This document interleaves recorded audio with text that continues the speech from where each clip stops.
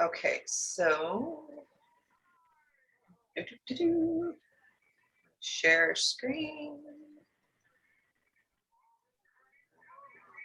Going to go backburn. All right. This is chapter 1. Awesome. Celeste, do you know, this is in the folder. Do you have, or do you want the link?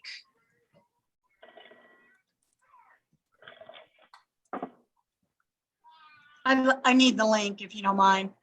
No, not at all. The link is in the chat box, the Zoom chat.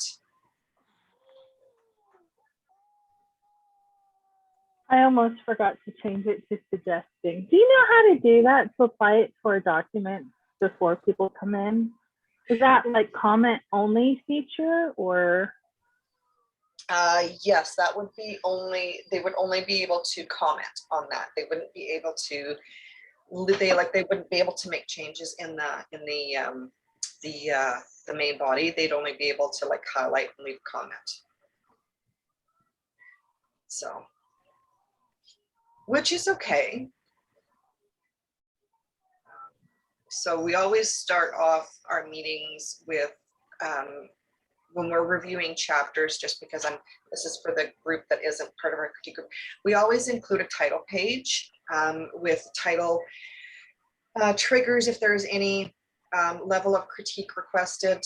Some of us never change it because we literally like to throw ourselves on the mercy of the tank and you know, donate 20 gallons of red ink to go through the book. A little bit of a short synopsis so that the people that are critiquing kind of have an idea of what's going on in this particular chapter, and then we jump into it. So by all means, ladies, this should be fairly clean, but again, I encourage you to shred, please. I will donate all of the red ink. I have gallons of it, so go for it. Well, I want to start off, and Celeste, I don't know how much you or anyone else knows. I have recently had an incredible experience, and I've learned tons. So I am going to be pointing out things that I'm learning. And Patricia, I think also Laura Z went over something like this in one of her recent workshops. Your first sentence grabs me. For me, this is a good hook. Your first paragraph, it shows fantastic frame of mind. I am immediately connected to this character because you've gone on a deeper, more visceral level than most writers. Bravo. Thank you. Who's the author? Patricia? Well, technically, my alter ego, Elise Wiles, is the author of this particular book. But yes, this is a brainchild of mine. Okay.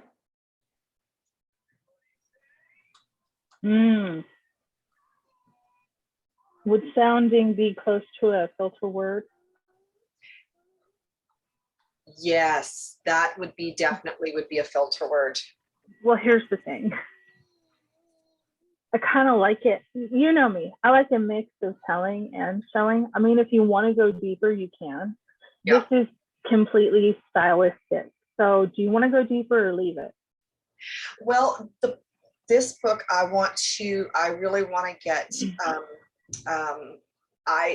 originally it was written kind of shallow, but I'm actually thinking I want to go deeper because with this one, there's so much more to this story that could be told or shown if I go deeper. So by all means, we are going to go, we're going to the rock bottom depth here. So as deep as you suggestions, as deep as you want to take it, by all means, I am game. Okay, so rambling as I usually do, keening more like or intoning like a death knell than a joyful celebratorious ring or chime. Yeah. It's just changing sounding to something ominous. Okay. You already have death knell, so it intoning, or maybe I should pull up words though, not quite not quite keening, but you see what I'm saying? Mm, Oh, dull.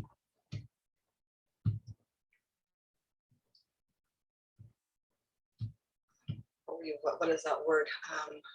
Knowing and not knowing, not ringing, but echo. Would that work, do you think? I'm sorry, I'm getting to my stupid days in a day or two. There's a musical word that kind of means dark. Oh, it's gonna drive me crazy. Maybe stick a pin in it. Let me get word hippo going here. Word hippo, for people who haven't heard it, it's my favorite thesaurus on the internet.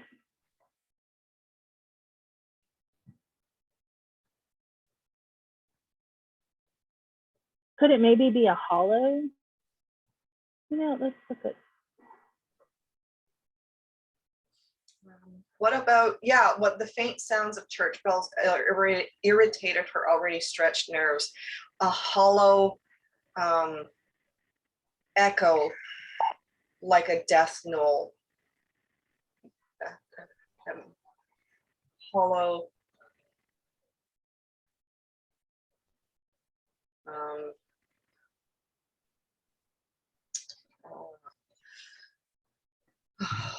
Hollow.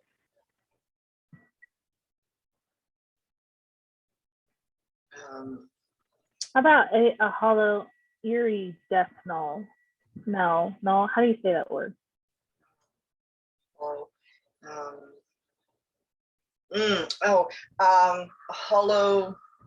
Ominous. Dark. Dark. Ominous. Yeah, Randy's usually the one who knows my brain. It's like, oh yeah, it's this word. Yes, pulse. But she had to work. More like a death knell than a joyful celebration. There we go. I don't think you need both hollow and ominous. I think the ominous is a really good word. It kind of says it all. That's just my opinion. Okay. Yeah. And I love this. So in deep point of view for those watching, we don't use dialogue tags. She goes straight into the action beat. Mother, stop. Now, how do you pronounce your name? Jilly or? It's Jilly. Yeah, it's short for Jillian. So her slapping her mother's hand away says so much. Oh, let's get brown glasses perched on her nose for the pencil.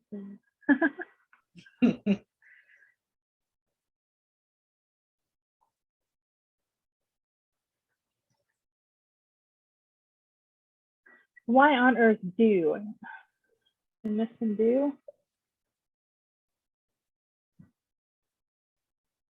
Yeah, do actually works in there, I think. Rather than why on earth you insist on wearing these ugly old things I will never understand, as opposed to why on earth do you insist on wearing these ugly old things I will never understand. What if you broke, because now you have fantastic, this is great, fantastic action beats, but an amazing dialogue. It's going to start getting stage directions. Jilly slid with the house, her mother turned. So maybe if I have no desire to put plastic in my eyes, have frame of mind, have like an internal thought for those watching free indirect speech or discourse. If you don't put your thoughts in italics, Patricia will show us how. Yeah. But like poking her eye wasn't ideal, or scratching her cornea. Why is it she doesn't like plastic in her eye?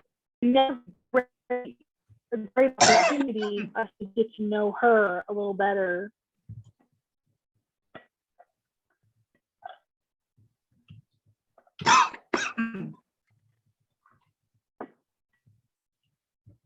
Jacob, baby. Is it possible you could get me another cough drop and another water?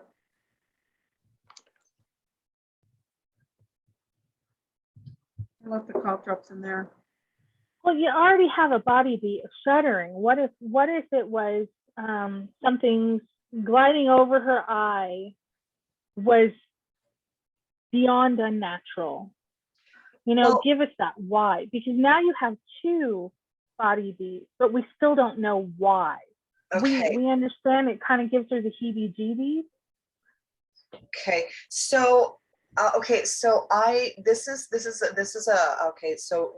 great question, Carolyn, because this is really kind of gets my brain focused and firing here. So a little bit of backstory about Jillian. Jillian is a survivor of a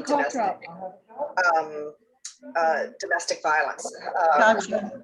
Boyfriend Okay, yeah. had attempted to, Bad.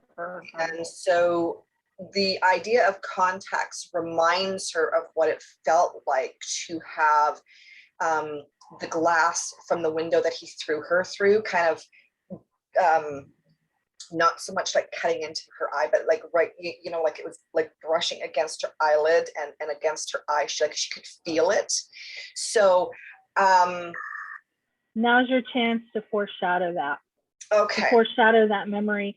That will add another emotional connection. Does that make sense? Yes, it makes perfect sense. I just have to figure out how to do it here. Just hang on a second. I'm just going to make a note so that you can come back to it. Yeah.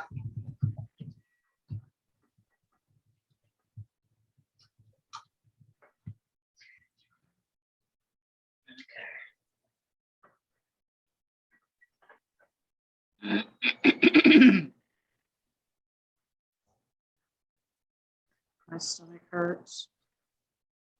Michael hurts. Yeah. Michael sleep.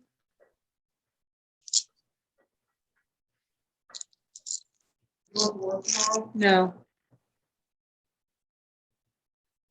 They really don't want him there. Yes, yes, yes. Oh, that's brilliant. That just gives me an idea. Thank you, Carolyn. That is awesome. Uh-huh. And now you're, because you've told us, sending her heart galloping in her chest makes sense once you give us, you know, the sensation or the pain or.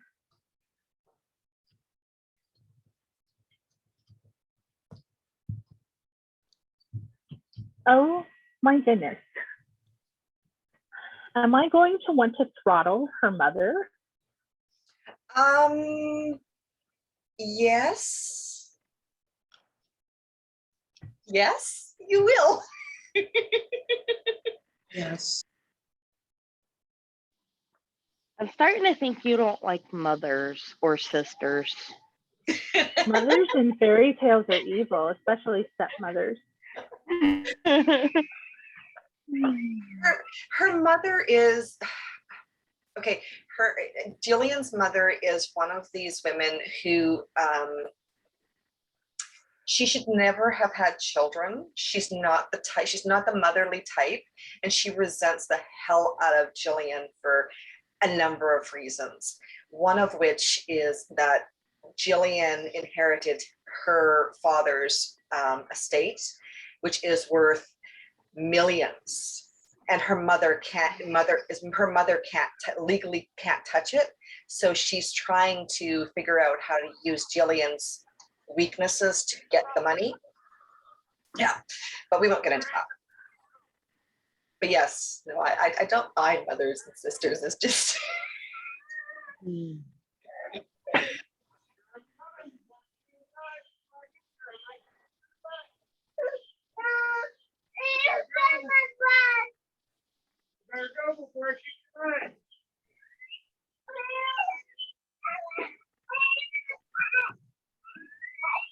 Did you see that?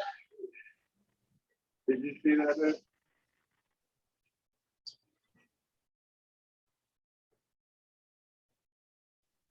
Okay, so this one here, the contraction, where are we at here? Like, oh, I see where you mean.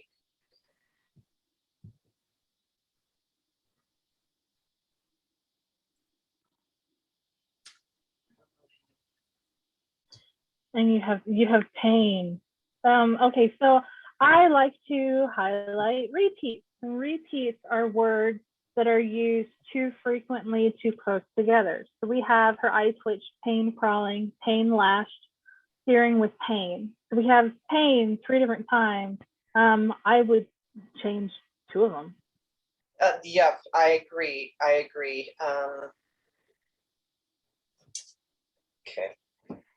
Can Okay. you show? Like, you can show how the pain lash. How do you pronounce that again? Jilly. Jilly.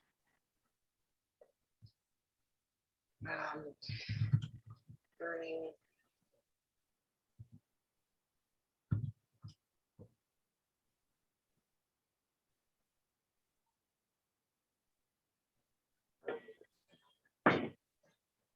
Okay, where's burning shards coming from? I'm not I- understanding. No, I'm not understanding either. Analogy. Okay, okay, hang on. Okay, so she's, okay, so how would, so she's thinking, this is, you know, this is more of an emotional pain as opposed to a physical. So, Does she get like anxiety of Ooh. the memory? What if yes, her chest tightens, squeezing the air from her, or squeezing precious air from her lungs?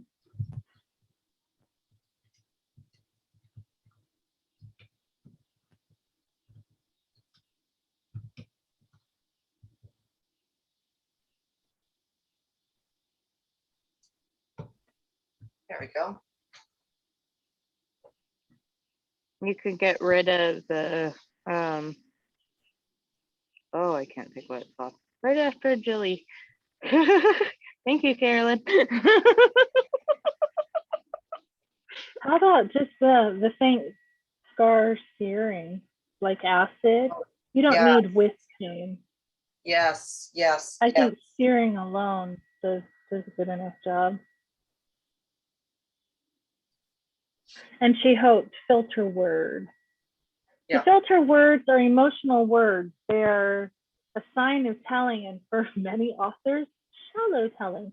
Yes, you can do telling with amazing prose, total flair, make it awesome.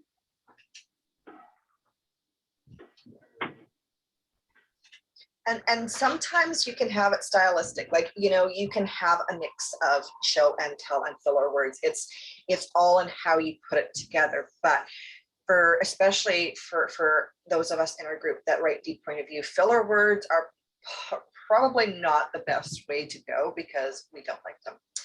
Okay, so I have to show that. Well, what if, sorry, my husband. I had a case where a guy really shoved his wife through the wall.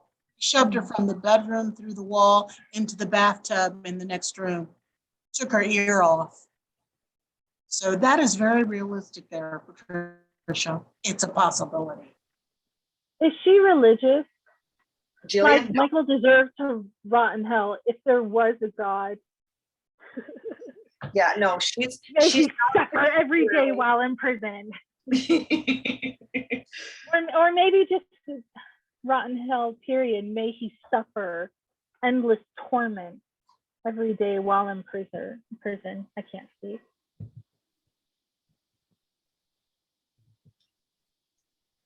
Why is her mom so pro D-bag here?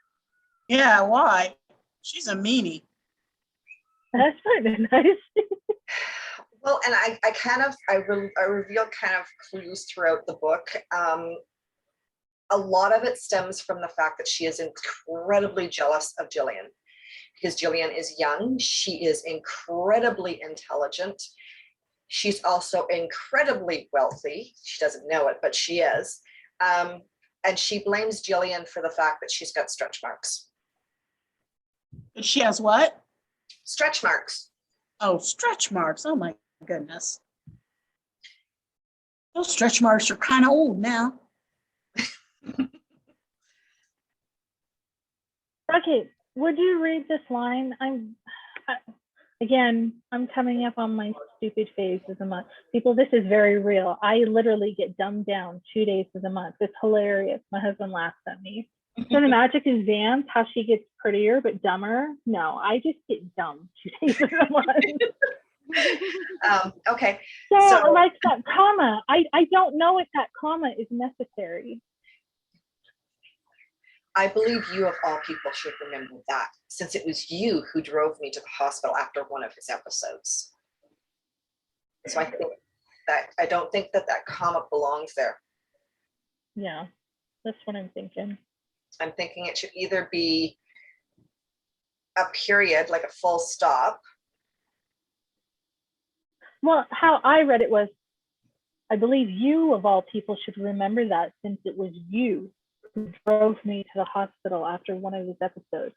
So if other readers read it the way I just did, you don't need anything right there. But if you want a tone change, usually a comma helps with that, but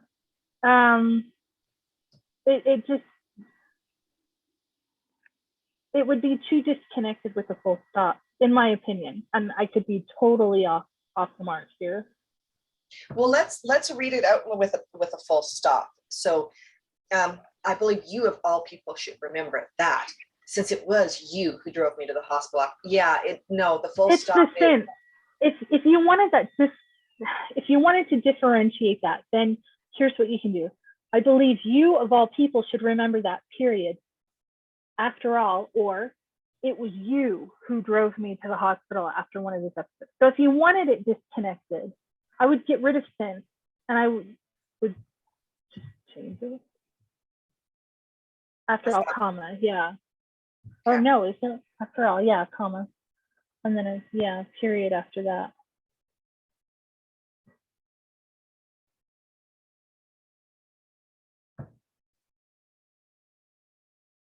Wow, yeah, Mother of the Year. Is she a stepmom from a fairy tale? We all know them be wicked. Well, and here's the thing, by all means, let me know, because I'm thinking, I tend to make my antagonists Really bad. really, really bad. I'm wondering if it's, I did it with this one to kind of show the difference, to emphasize Jillian's mousiness, for want of a better word. But I'm wondering, is it perhaps too strong? Do I need to dial back Mom a little bit, do you think? Or Not you yet. guys know, my writing. No, why? Okay. It does make you automatically hate her. So I would only dial it down if you don't want them to automatically hate her. Yeah, there's no rehabilitating her ever. No. There's stuff that comes up later in the book, honestly, that will literally make you want to reach in, grab her, and wrap chains around her neck and drop her in the ocean. Honestly, I mean, like, she's just wow. Is she? Yeah, she's one of those. Yeah. Okay, question. Mhm. Through a wall. The not to mention seems like an afterthought. That's kind of a big deal that he like shoved her down the stairs as well. Like, shove me through a wall. And remember the one time he shoved me down the stairs or pushed me down? The not to mention though, it just feels like an afterthought. That's a bit of hair. Okay, so I completely agree on that one, and I think that we could. So, do you think that if we were to change, like, take that out and say, the son of a bitch shoved me through a wall and down the stairs, is that going to give it that impact that we want? I think he either did one or the other. But Well, okay. yeah. The toys. Shoving her through the wall probably. We don't need. There was no going down time the to clean up and get stairs ready for bed. It's after just that, because he's gonna go to prison after he shoves her through the wall. shoving through the wall and another time down the stairs.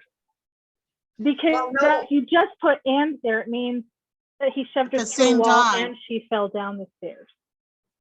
That's what he did. He Okay, threw her then put through the and, wall yeah. So and the wall down the was throwing her stairs. down the stairs, basically. There Yeah, was the yeah. wall and then there was the stairs on the other side. Yeah. Oh, she's lucky to be alive, man. Yeah, she really is. So is that too, and Celeste's question is directed at you because you kind of have dealt with these sorts of things. Is that too much? Should I dial it back a little bit?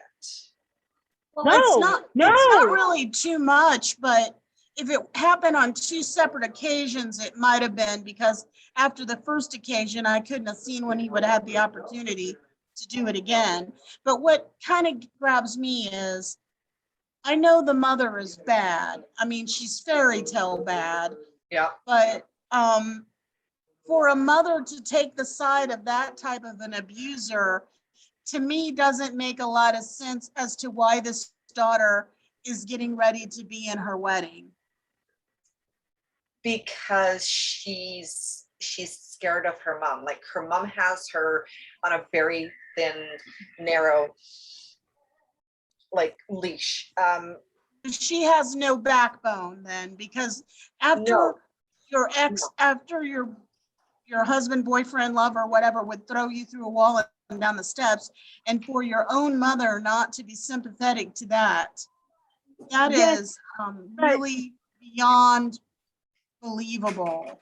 No, because when you've been abused your whole life, I don't know what it's called, but I know, abuse are trapped in I'm- the cycle, so she's stuck with her mother. I know what, yeah, I know what that is. I experienced that with some people I represent, but still, it just makes me, usually they're a little different than maybe I'm getting from this Jillian. She's so intelligent, she's rich, you But know, she and doesn't yet know she's she's gonna be rich. that way. Here's Okay, here's the thing, Celeste, and this is why this is such a great conversation, is Jillian doesn't know anything about her father's money. She knows nothing about that. All she knows is her life, which is being a curator at the Dinosaur Museum. She's a bookworm. She lives in her book. She lives alone. She doesn't socialize. For her to get into a dress and be at her mother's wedding, literally her mother had to go pick her up and drag her to this with threats of, you're how old shamed. is this And Jillian? how old is Jillian? Yeah, Jillian is in her late 20s. huh, And she has lived with her mother. Like her mother has never been, her mother is a narcissistic personality and very manipulative, very, very manipulative. So Jillian's father passed away quite early in her life. So the only parent figure she's ever had was her mother and the string of her mother's husbands. So for her, and with what was going on with Michael, with the ex-boyfriend, she doesn't see, she doesn't see beyond her books. Her world is her books and her dinosaur bones. That's all she focuses on, because she has literally been kind of groomed into that mindset of, you need to be seen and not heard, and you need to be invisible because I don't want to see you. So there is definitely a lot of character growth from this chapter to the end of the book, because Jillian really does come into her own. But I wanted to really show, especially at the very beginning, that Jillian is she's not adept at handling the trauma that she's gone through, because her mother really hasn't been supportive. And there's secrets that I haven't revealed yet that are kind of come out further in the book. But I mean, it definitely, if you guys, if you guys are thinking that she's too much of a doormat, then, maybe I need to look at that, because if that's, if she's coming across as the mother is too too strong of a character and she's not strong enough, then maybe there is something there that I need to kind of tweak and work around, because I got a question. yeah, You write a lot of historicals. yes, I What do. time period does this take place in? This is a Got contact. this is a contemporary. This is a contemporary. This is an Elise Wiles book. This was actually one of the first books that Elise Wiles did. And she is, and so it's a contemporary. This was set like in the early 2000s, to like 2015, 2016, this book came out originally. And so that was kind of the time frame that it was set at. And so it's, yeah, but by all means, I'm really appreciating the feedback here, because like I said, I want to be sure that the characters aren't, you know, it's not, I wanted the black and white, but I don't want it to be so glaringly obvious that, you know, that you as a reader can't relate to Jillian, if that makes sense. Because and I mean, I get the whole feel of the 21st century sort of thing. Yeah. But my sorry, kids, go to bed. I'm just, I don't want, this is my personal opinion. I don't feel like you really need to tone it down, but it is very rare, even in the wealthy class. Yeah. Very rare to not have some type of, I'm trying to say this without offending generations if anybody watches this video. Get it out. Well, spit it out. Especially if she's in her late 20s. She's kind of in close to my generation, I guess you would say. A lot of people my generation and the generation after me, yeah, thing are, how do you word it? Just be blunt. Be blunt. Very spoiled, very high mighty type mindset. So in that generation, it's kind of hard to see the doormat. Does that make sense? No, that makes perfect sense. And how would I explain this? And I get where you're coming from. But having said that, I've also seen the opposite side. I've seen people that are like Jillian, who are very much doormats, who, you know, they actually have to physically work at being this spoilt. So I'm not sure. I'm not sure how I can make Jillian stronger without, because that's the thing, is her mother has controlled her from day one, from the time that she was little. So for her, the only escape was her books, was her history books and her you know, her studies. That was it. So she didn't grow up with cell phones. She didn't grow up with a computer in the house. She, you know, her mother had those things. She did not. She was just there, kind of idea. So I think that's that's a really good thing for me to kind of really look at, because I don't want it to be, you know, where it's beyond, how would I put that?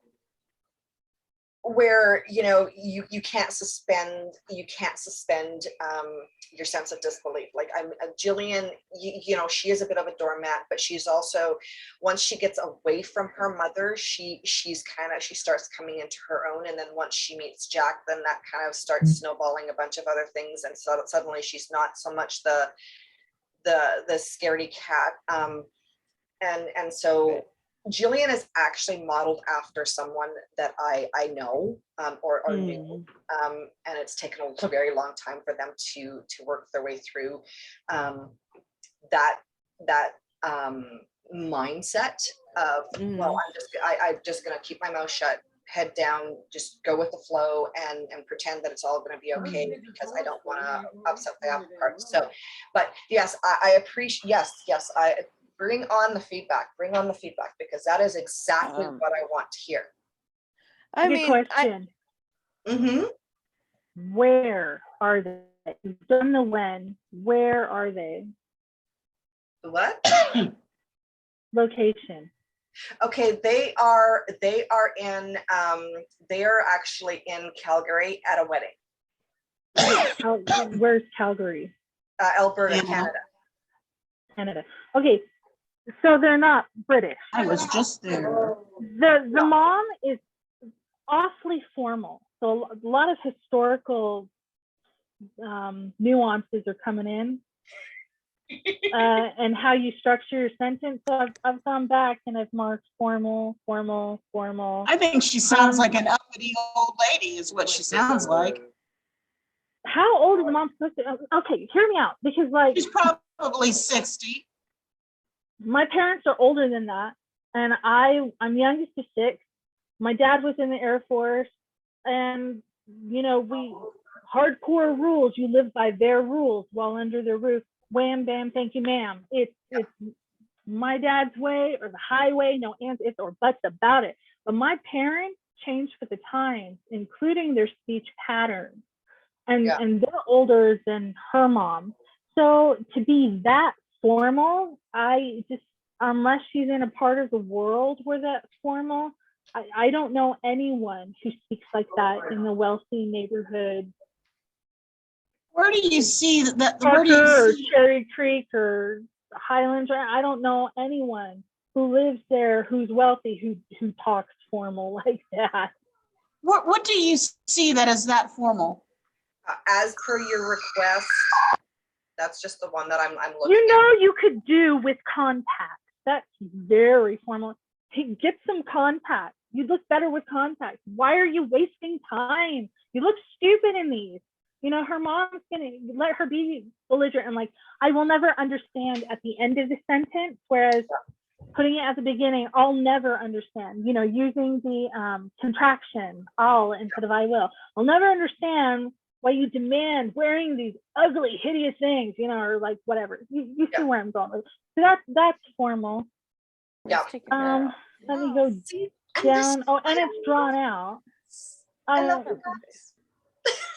Well, I made a lot of comments. This is literally, I've got the rights back for this. I literally took it. This was published. This is how it was published. And so I have literally taken the rights back, and I'm giving it to you guys to shred. So you guys' input is phenomenal, because it's really, I didn't catch that, and my editors didn't catch that. So for Carolyn, that's amazing, because honestly, yeah, that whole historic, that formal speech of the historicals that I love to write has just snuck right in and kind of nestled in and slid in. Hi, Felicity. Well, and you also have whatever. Do try to hurry, Jillian. Yeah. So try to hurry. It's really formal. I mean, even if it's a fakey kind of persona, she's one of those want to be well-to-do, fakey, and that particular city has people who think they're real affluent, who might try to put on airs. But you don't go historical when putting on airs. I don't know if it's historical. I guess my problem is I talk like that. Wow. So you do try to hurry, and as per your request.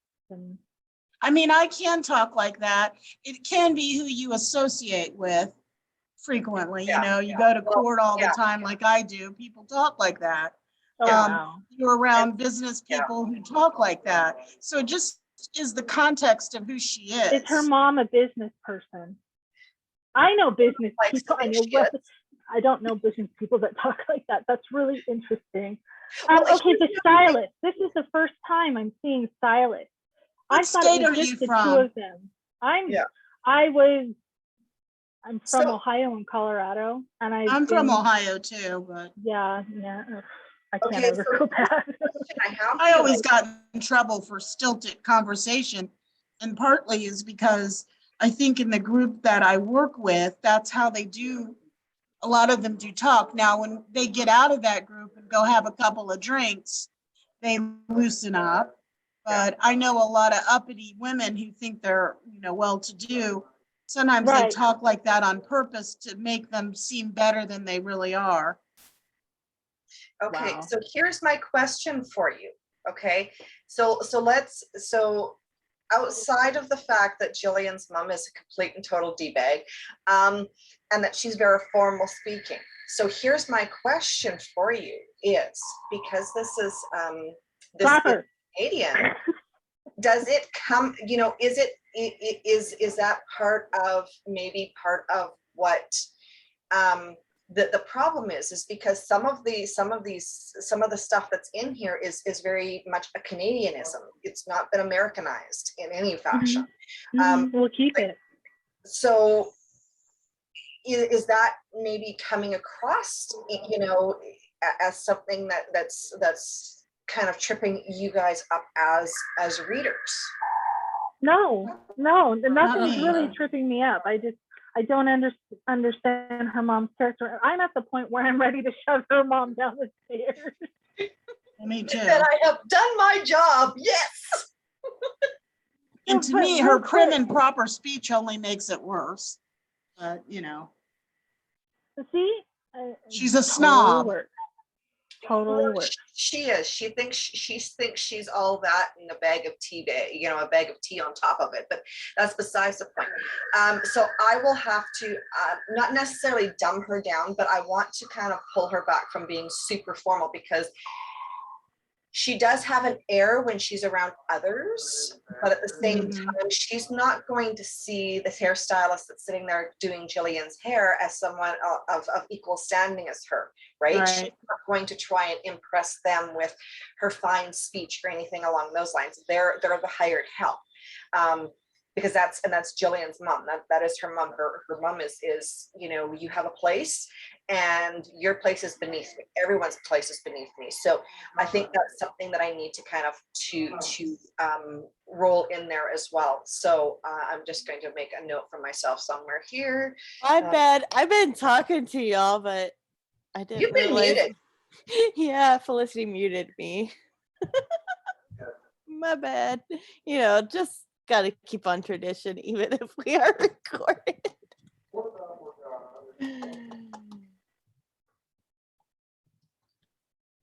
But yeah, I agree with everything you said.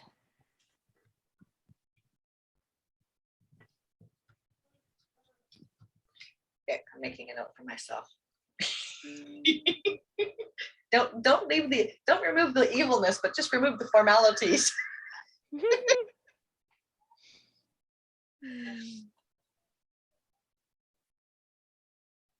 Okay, so this is the first I'm hearing is anyone else in the room, which means that setting has not been set. That needs to be at the beginning. We need to know maybe there's a tug on her hair and her head jerks back. And then maybe the stylist apologized.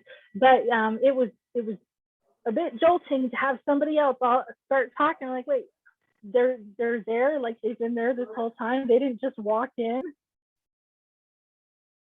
No, that makes perfect sense. Well, she did mention Bob, the hairstylist or stylist, but it was just very brief. Yeah. Where was that? Oh yeah, and oh yeah, but Jilly slid her glasses off and allowed the hovering stylist to work. I like my glasses, which is up here. Oh yes, thank you. I was just going up to look because it's like she slid her glasses on. Weren't her glasses just on? Yeah. Thank you. You're welcome. You're welcome.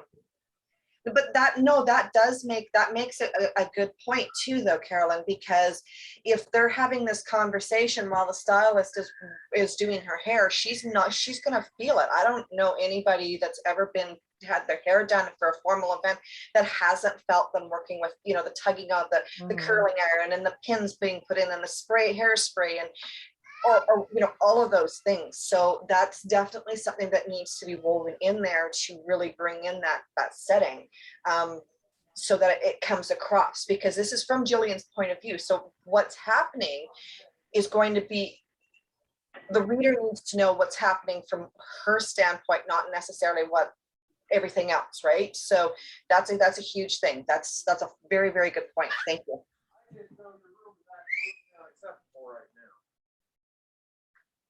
Those were.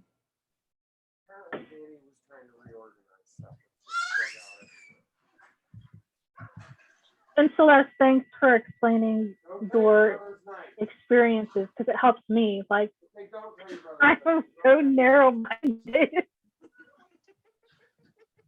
Well, everybody has a different perspective. I mean, I'm older than you too, a lot older. Not as old as this lady, but closer to her age group probably. And, you know, I deal with a lot of these women who've been divorced and remarried again as their divorce attorney or guardian ad litem. And maybe they wouldn't talk this way in front of the daughter per se, or in front of the hairstylist. But a lot of times they do keep up that facade to make themselves appear better than they really are, you know? Right, right. And I'll need to make a note of that because since you brought it up, now I want to create a character just like that. She'll be trashy when she's alone, like, but in person, she'll have this That is a really good character. I've seen that played on television before. They used to have that sort of played on Dallas, and you're probably too young to remember the soap opera Dallas. But my mom never watched soap operas. I it was the one that was all the on. Western movies. I watched all the black and white musicals. It was the one that was on in the evening. It had the Hewings, and they were a really wealthy family in Dallas that were above the rest, more or less. And you know, when they were home with one another, they were just real ordinary, kind of trashy at times, some of them. But when they were around other people, even at a salon, they would act and speak in a different way because they were the Hewings.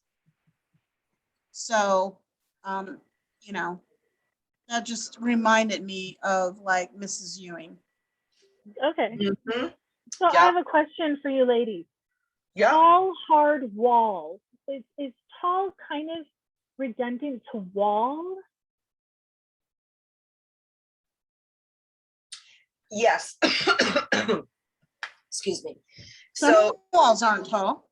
she can't see anything, and by all means, Carolyn, please help me with this, because the image that I'm seeing is you have a woman who is very nearsighted, who without her glasses really almost is basically blind, and she's kind of trying to navigate down this corridor, and instead of, you know, do that, here she is, she's smacking like face first into this built Adonis, you know, guy's chest with her face. Is he dressed?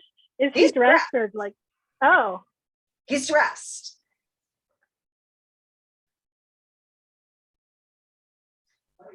But it's, yeah, he's yeah.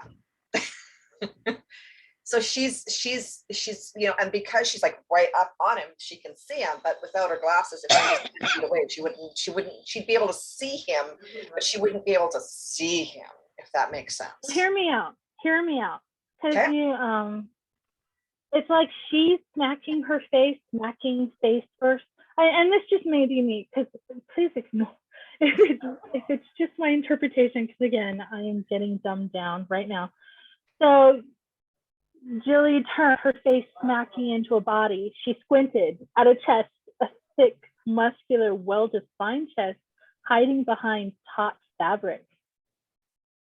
Oh God, yes. Yes, yes, yes. How about she looked up and squinted, because she wouldn't squint at his chest. No, looked is a crutch word. I would. Okay, I am well, something else did blind. look then. I am blind without my glasses. She So gazed I up at squint his and- face. I don't know. So yeah. Yeah, but So like, she's if she notices the chest first, though. if she's pretty much blind without her glasses. And then she right? leaned Like, her head, then she So if tilted her I'm head back watching and looked at his something like this. face, right? I'm gonna do this first, right? I'm gonna squint at it to see what I'm looking at because I can't see it unless I have my glasses on, right? So she may Yeah. not look up for initially. She may be going, Like, okay, what is this? What did I walk in? No, listen, Exactly. first you look what's in front of you. That's how I am without my glasses. yeah. Wait, isn't she wearing her glasses? No, her mom took her glasses. She slipped her glasses on and Oh, no, rose and she tottered did. toward Yes. the door. Yes. So maybe yes. maybe her glasses fall off. Oh, that would work. That would work. That would, yes. We're gonna make it work, baby. When she bumped into him.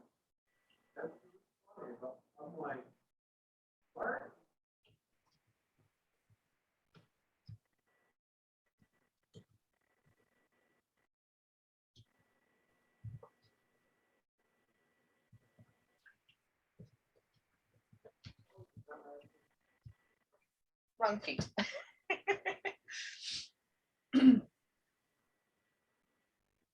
All right, hear me out because it's sequence.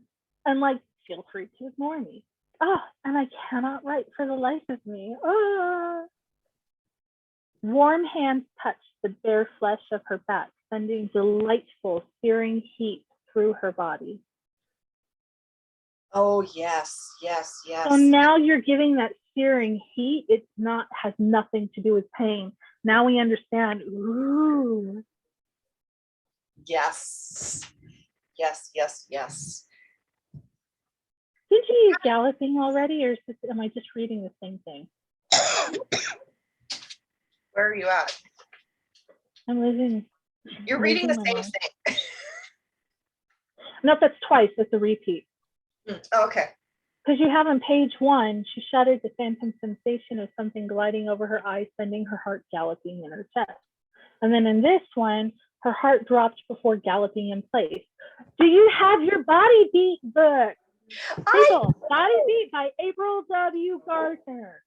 Awesome book. Get that sucker out and let's do something. A body beat for her heart. Yes, yes, we need to. Okay, Where's so my we need book? to stop breathing. Heart. Ah! Here's my book. I should turn on the light so I can see. Oh my goodness. Body beat. You're doing fantastic, Celeste. Oh, I learned a lot from Celeste. Why was Celeste not just doing fantastic? I wouldn't use galloping again myself. You used galloping up before. Chapter 6, I think it's kind of like a 61. different word to use so close. I don't know. Heart left jerks against. It just pulls me out of it when I think of a horse when I read that word. Oh, I like Stammered, stuttered, I like stuttered, that. stammered, fluttered. A pattery mess. Yes, yes, I like that. I'm sorry. What do you like? I'm lost. Oh,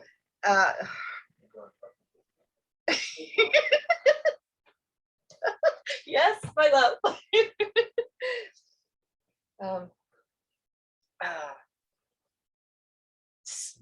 Skipped. We could do skipped. We could do faulted. Yeah, that's good. Ooh, skipped. Skipped. Place.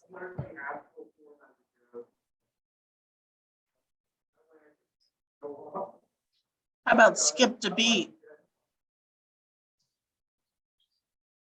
Period.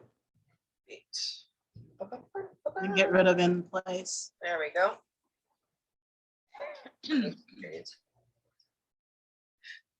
Yes, yes, yes.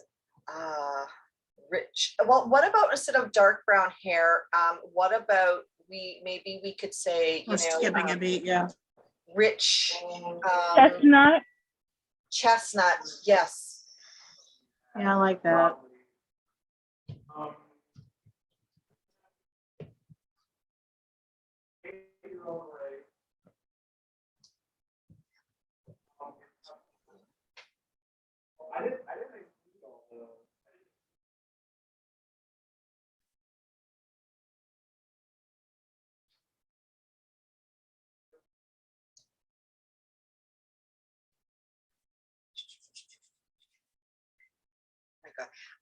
oh my God. Where have you guys been for the last 13 years?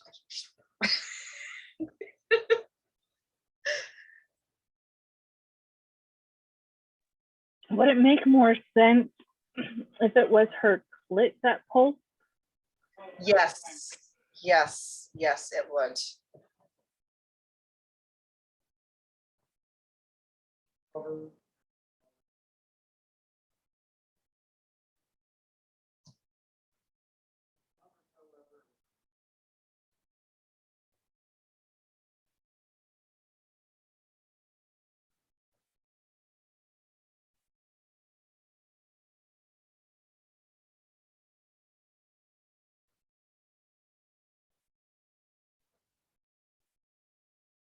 I think we can cut this out, this here that's highlighted. I think we could take that out because I think it literally feels like it's just repetition to me. It is.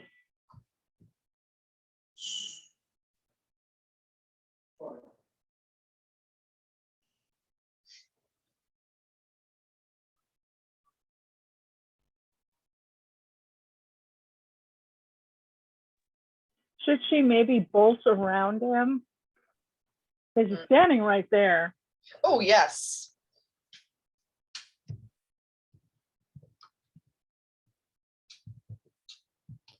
Yeah, probably.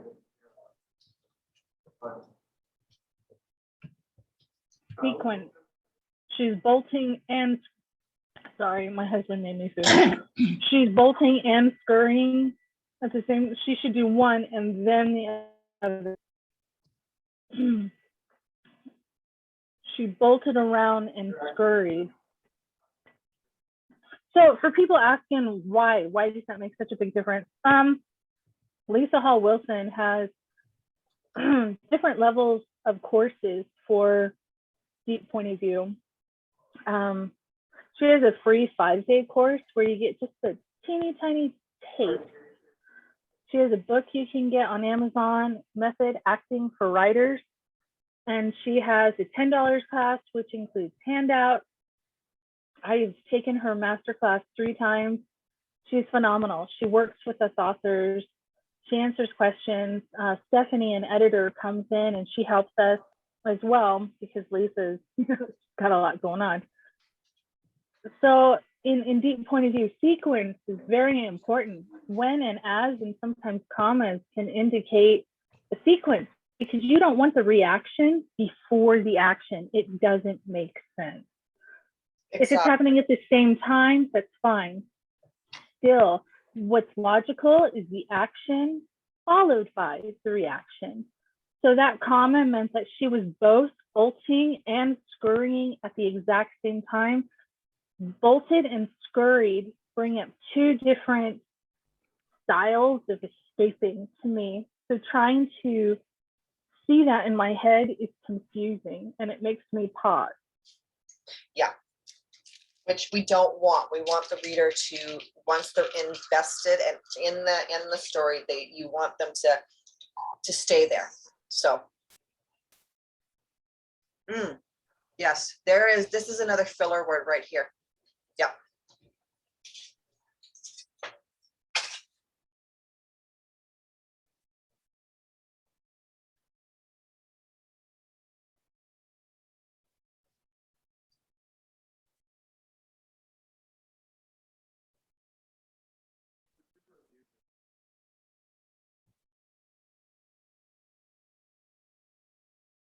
What if you gave frame of mind instead? Heavy, full, her nipples throb beneath the layers of satin and lace. She had to get out of there. She had to escape before anyone saw her boobs. Does that make sense? So just add in a little frame of mind, show that desperation instead of telling us she's desperate.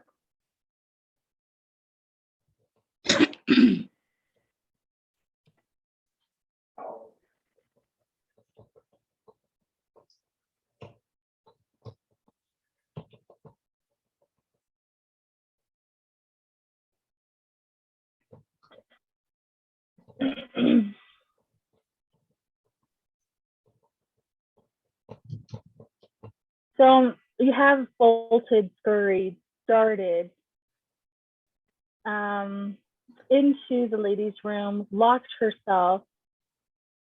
Those are stage directions. I Yes. do like the thin metal door offered minimal protection. I like that. I'm not sure you need to change anything about it, to be honest.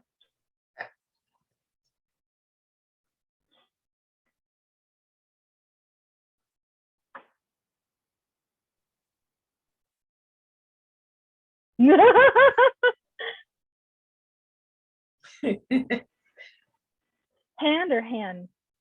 Victoria. Hands.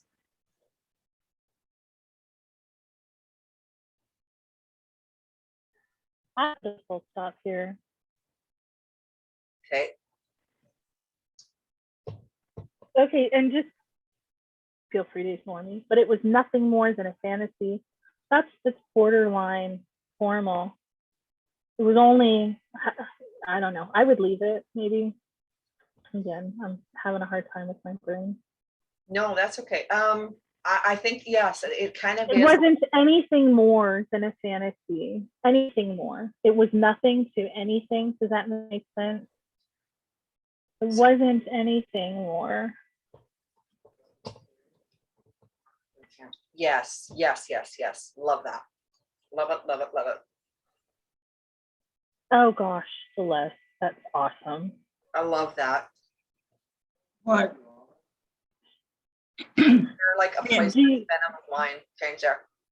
Yeah, that's what I just, thought, that he's like, it's like poison in your mind. Yeah.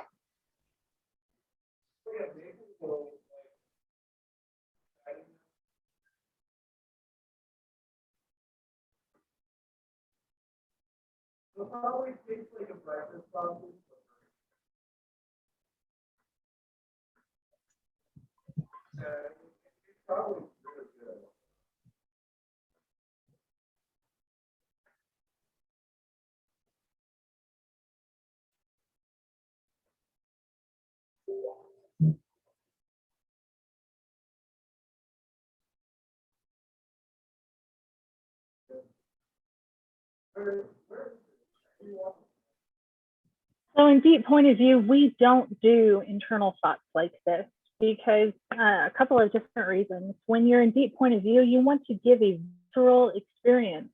By using internal thoughts in this particular way, and also because you have to italicize them, you're pulling readers out and creating a little bit of distance. Yeah. Most people are trained to read this. There's no reason to pull them out. So Patricia can do this a number of ways. She couldn't turn a light bulb on. She was sexless. Jillian glanced down at her flat chest. She should get a boob job, a big one, at least a C cup. Yes. To most really flat women, a C cup is huge. Yes, it is. I'm adopted. I am not flat. Let's just say my poor sister.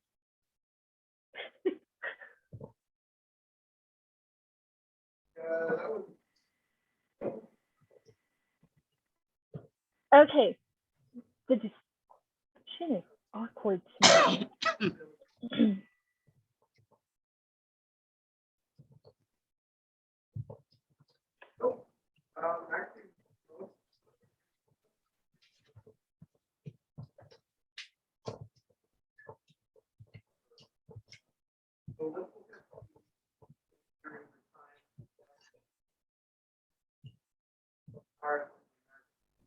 Okay, you have the soft clunk of the heavy public bathroom door opening. Yeah. That's weird to me. I can understand a click. I thought a clunk was kind of weird too. So, and preceded Barbara's biting tone sequence. So people, when I mean sequence is, how can we know Barbara's biting tone until she speaks? We can't. We have to hear her speak to know her tone is biting. Exactly. And in telling, it's totally fine. It's a pretty prose. It's nice. In deep point of view, we like our sequence. We like logic, people.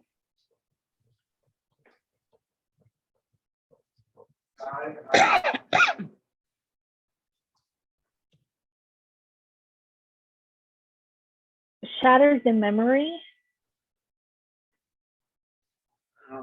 Oh yeah, because this was originally, this was her ex's conversation. What if that conversation and memory are two different things? What if Yeah. shattered her peace?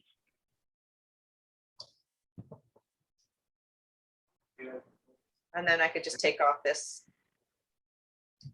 Or the peace? Yes. She's not really at peace. That didn't make sense of me to say. No, she just wants to get the hell out of there. She's so done with her mother's weddings. All right. This is awkward to me, but Celeste pointed out. Yeah. Her stomach nodded and pained her. The only reason I changed it from twisting it, I added that was down below. She says here, she adjusted her glasses, ignoring the twisting in her stomach. I just didn't want to say that twice, but I thought that there should be something more after she squeezed her eyes. Her stomach nodding. You can't have that comma with notching, yeah. You can leave the comma and just change that to ing. Okay, there we go. I don't have anything. Oh, you want what's left of my drawer? There you go. Have to drink some cold coffee.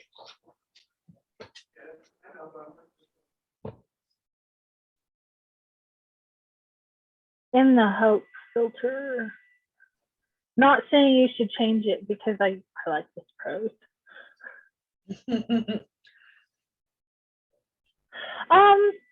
Yeah, and not so much rolling. Okay, TMI. I have porn boobs. I've always had porn boobs. I've had boobs since the 4th grade. I don't roll my shoulders forward. I let them drop. Okay. When I roll my shoulders, I roll them back. Oh yeah, no. I have B cups and I do this. I roll them forward. I can't see you. Okay. I do this. Imagine F cups. This is what I do. Like if I don't, I roll them forward. I don't let them drop. I let them roll forward because this, you know, and like cross, you're closing off. And yes, this is what we do. We reenact things. I had to switch screens because I can't see what you're doing. She's at the top. So at the top view, you should see. And then I forget I'm not in sync. I don't get to see what you're doing. I switch screens because I have pro writing aid enabled. And I know people are like, you never should use it. Now listen, because pro writing aid, it points out things. And from there, I use my knowledge and it was next, it's right next to me. The Chicago Manual of Style. So if I'm dowdy, I grab the Chicago Manual of Style. That thing is heavy because I'm an American and that's what we use. Yeah. But it points things out. So you got to look at it and you got to think. I bought the digital version, so it's a lot less weighty, but it's still good. You can get it digital. I didn't know that was enough. I couldn't find it digital. Pro writing, I looked that up. Do you have that, Carolyn? Yeah, I bought, okay. There are out there, and I don't know where, so don't ask me. There are coupons. I got it for like, I don't know, 65% off. I bought the lifetime subscription. I only had to pay like $125, $135. I lost you. So I don't, lifetime subscription. I use it in Word, online, Scrivener. So it's awesome. All right, Patricia, read me this line. Okay, I have to highlight it. Okay, so this line here, So it should be, well, hurry up. Everyone's already seated. Goodness, child, I'd hoped you remember today's my wedding. Okay, that's cool. So, commas. Sometimes for actors, we like to use commas for tonation, for setting the tone. And the way Patricia read it was, well, hurry up. There was a little slight pause and her tone changed. So we add in that comma to show that change. This is what helped me back in high school when I was training for Broadway. Guys, I suck at singing now, so don't ask. We used commas to mark up our manuscripts when our director told us, no, I want it said this way. He was very particular, very brilliant.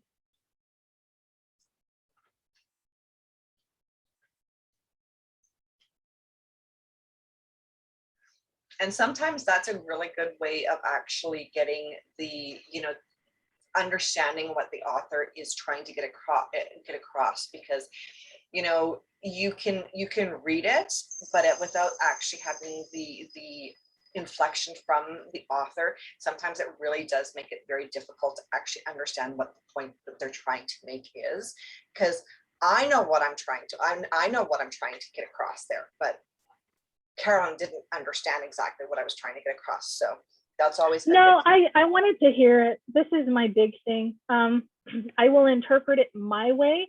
Without that comma, the tone is streamlined. It's very forward. Yeah. The way you said it, it needed a comma. So if you want me to interpret it your way, I need the punctuation for your style. Yeah, exactly.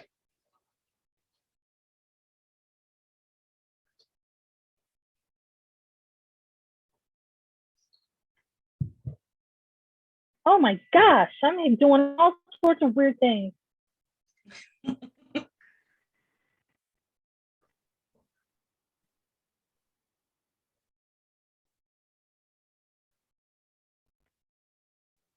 All right. When you say ignoring, and then you say what they're ignoring, you're bringing it to the forefront. It is no longer ignored. We never would have thought about it had she not brought it up. Exactly. And that's something, so it's one of those words that goes on the do not use list. And I'm sure every author has one. If you haven't got one, start one, because they're awesome. Well, I'm just gonna highlight this and then make a comment so that I can.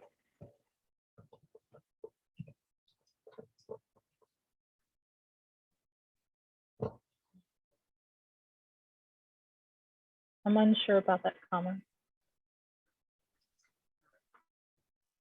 Men don't want a mouse, they want a sex pot, and you're not it. Right. So possibly a full stop. Yeah, I think you're right there.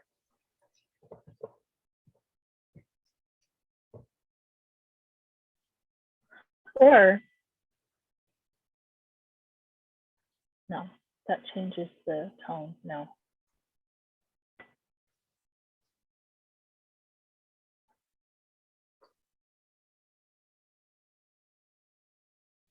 And sometimes just adding a one word to the sentence can change it enough to actually bring it to the level that it needs to be. It can really reinforce it. Like, just like even just putting in an and is just, sometimes that's all it needs. It's just.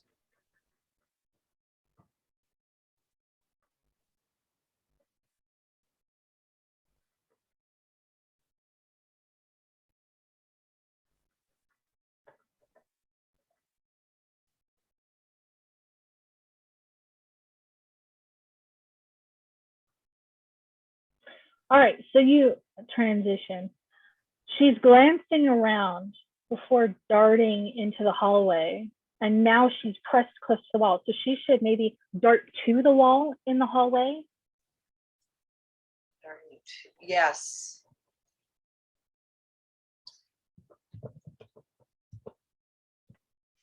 There we go.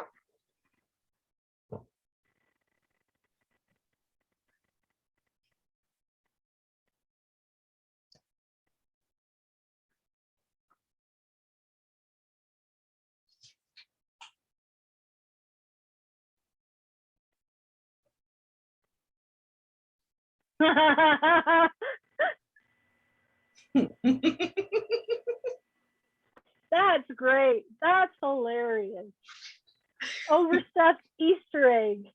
Oh my goodness, that's funny. I needed to bring some humor into it, right? Oh, how do you spell it? Bouquet? Yep.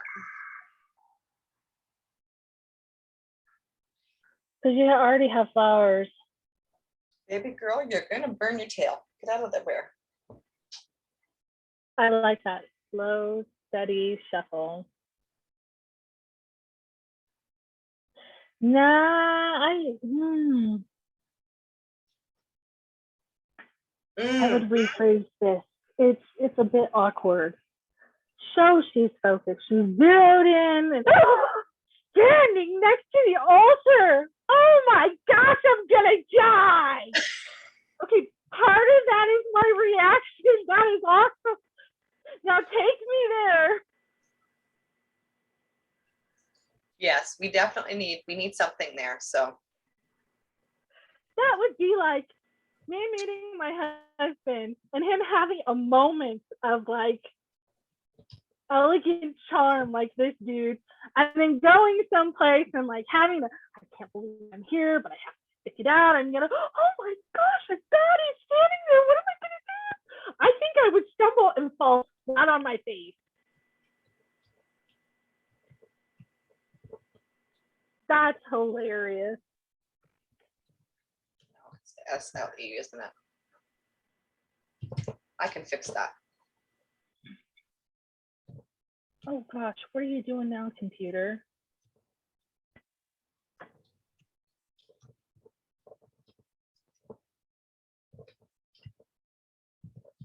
We lost Kara. We could lost Celeste. She'll be back, hopefully. Her internet's Bring her back now. So focusing on the end of the aisle, I think we should see him first yes. before she gasped. I mean, that would like throat punch me in the field.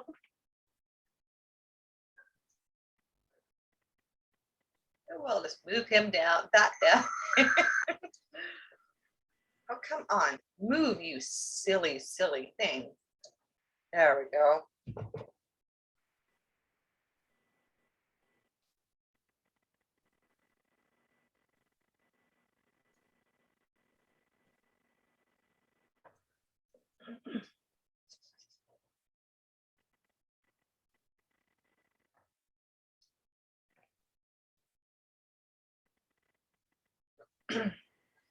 I'm gonna be a jerk. Feel free to undo everything.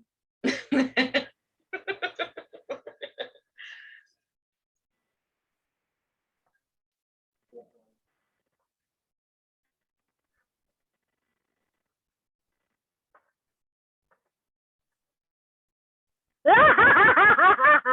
love it. Right, you totally delete it. I'm totally stealing it. I'm totally leaving it there.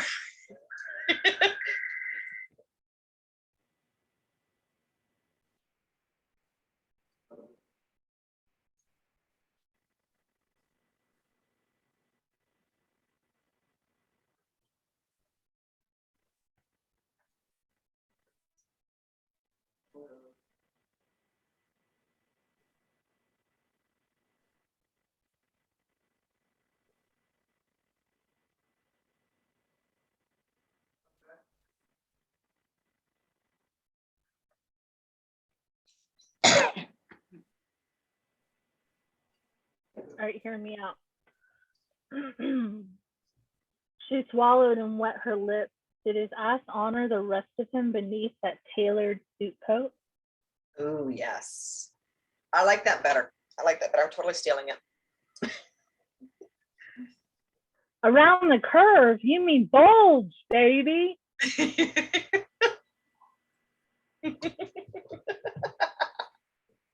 me. Okay, I'm getting out of here.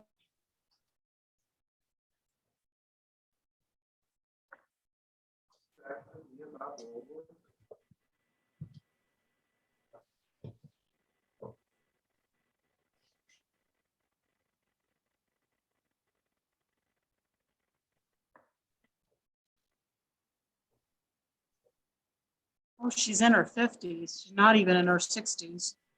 You know. It was, they got married very young. Mhm. Go step on the tool. Go step on the tool. Yes.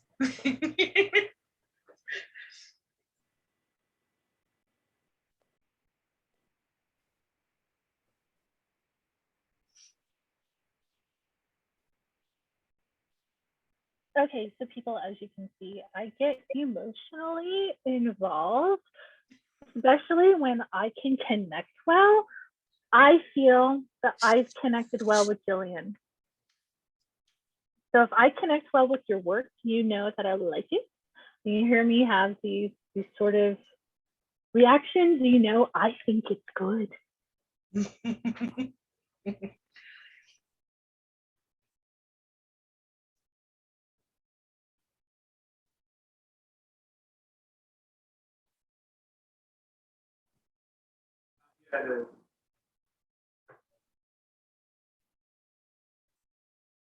Something that I think we should address, Carolyn, too, is tenses, because when you're speaking in present tense, you need to make sure that you're staying in present tense. If you're in past tense, you need to stay in past tense. Doesn't necessarily mean that you can't have an ing or an ed on something. It just means you need to be focused on the tense that you're using and try and remain in that as much as possible, because otherwise you're pulling the reader out. I don't know what it's called. I'm sure Laura could explain it, but this is technically correct because, like you said, it's focused, glared at the flowers, and then this is what's also happening as well. I don't know what that's called. This is not a tense shift. If I were, people are going to hate me, but a couple of acquisitions editors are on my side about this. I am a purist when it comes to my tense. I will not use now, is, today in my writing when it's not in dialogue. A lot of people will slip into it is instead of it was. And I'm helping a dear friend with her story. phenomenal. Oh my gosh, amazing. It's both telling and showing, but it's amped up. Anyway, she does first person present tense. I don't write first person because I suck at it. I also don't like first person because most people do not do it well. They don't, straight up. She does amazing. I mean, I'm impressed. So I love her style. And so it's difficult because I have to keep stopping. Okay, I think you're supposed to have this word instead of this word because this looks past tense to me the way you just used it. Because if it makes sense to me, it's got to be wrong.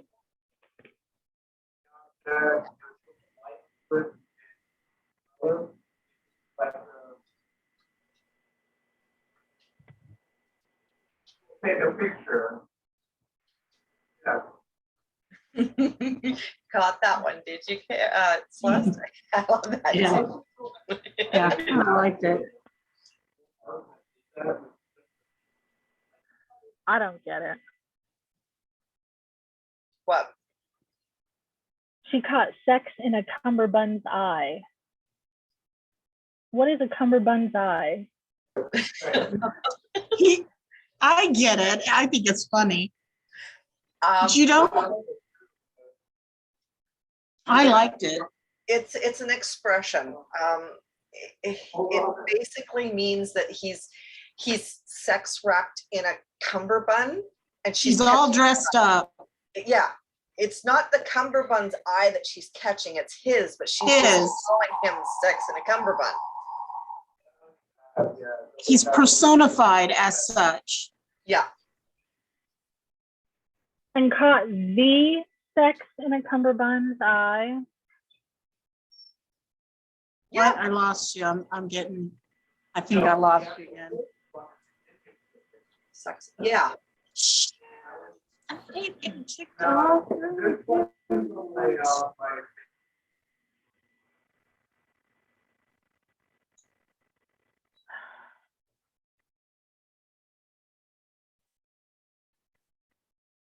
I think this is a particle phrase, and I could be wrong. Okay.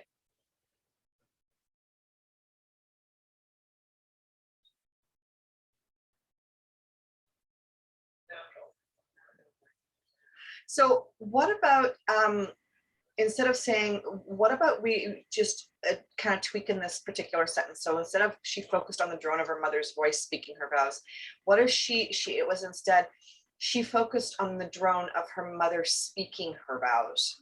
Isn't she still walking? Don't wait. Did I miss her stopping? Yes, you did. I'm back.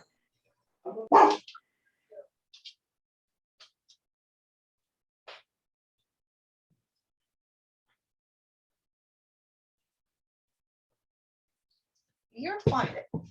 Enough of that. Yeah, I'm not seeing where she, because her mother saw sing along yards and yards of tulle and lace out of place. I don't see any transition to them stopping and her standing to her mother's left or right. Okay. Wait, which side does she stand on? I'm so confused. No, that's okay, because if you don't see it, then I need to go back and actually add it in. My wedding was different. I got married in a temple. It's totally different than other weddings. I don't know which side the bride stands on.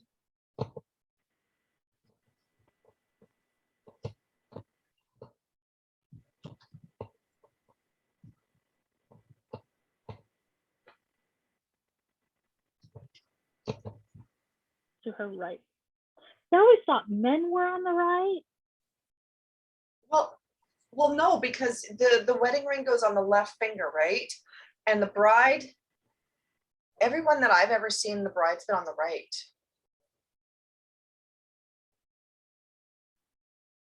I wouldn't know. We'll have to find that out. It's funny because I did research on this for one of my alien books for sci-fi, and I went old school because like the groomsmen would be on the other side of the bride, so it would be groom, bride, groomsmen to keep her from running away or to keep like other people from coming and kidnapping her, or to keep her family from stopping the marriage. I think he's on the right side of the room. She's on the left side. My husband said like he thinks he's on the right, she's on the left. So yeah, so when the people watching look, I think it's their right. The bride stands on the left side. I stood on the left side. It's a tradition that goes back to the Middle Ages. Because Yeah. of the way they wear their sword. Oh, I'll go with it. And, For some and reason, I thought also it was on the something right. about trying to rescue their wife from being kidnapped too. Yeah. Yeah. We'll go with it. We'll go with it. There we go. No, Yeah. I know for sure that I stood on the What I left said. side because normally the groom walks down the aisle first. He stops near his groomsmen, and when the door opens and the bride comes in, he turns and he looks to her, and he was on my right side, and I walked towards him, and I was on the left with the bridesmaids. And the reason behind that comes from the Middle Ages. Yep. Yep. Okay. Unless it's different in Canada. I know nothing about And I Canada. keep kicked offline here, so I don't know if you hear me or not. You know what? Can you hear me? Are you there? Yeah, we can hear you.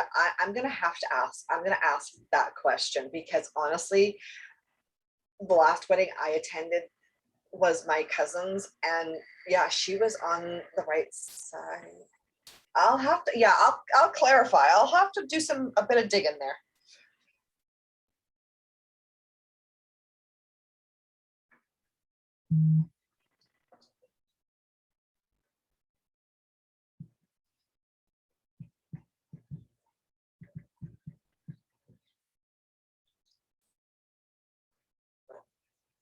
And I know it's cultural, so it could be different where you are than where we are. So when she ducks her head, I would love to know frame of mind. His internal, emotional, mental reaction. Like, is he thinking, dang, she's hot? I got kicked off again.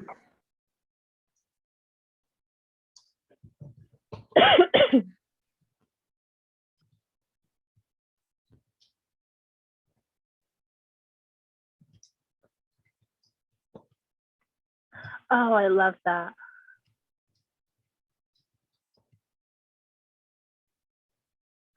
How about eyes he could drown in? Or, you know, just leave it. That's your prose. That's your style. I would put he glanced up the aisle on a new line, just to kind of, because it's a different action, different thought, different idea. Okay. Yeah, no, that's perfect. Okay. Does he roll his eyes, just close his eyes and like, ugh? What's his reaction? Mm. Like after that? Oh, at the end of it? Yeah, a sharp elbow to the side sent a shard of pain dancing up his ribs, drawing his attention. Is that annoying? Does it jolt him? What's his reaction?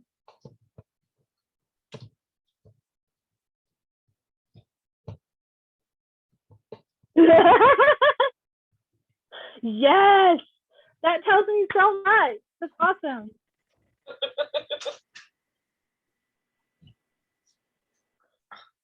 And I know we don't do dialogue tags, but I love he grunted because again, that grounds us in this moment of what's happening. Like we get it.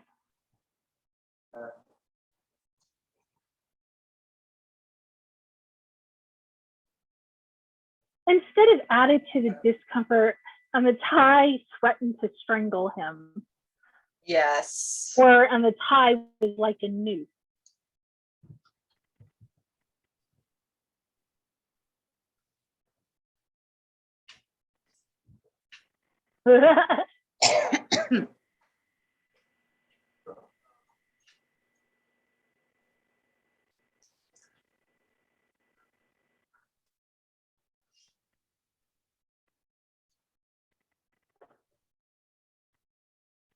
There is a lot of glancing. Yes, yes. The glancing is powerful in this one.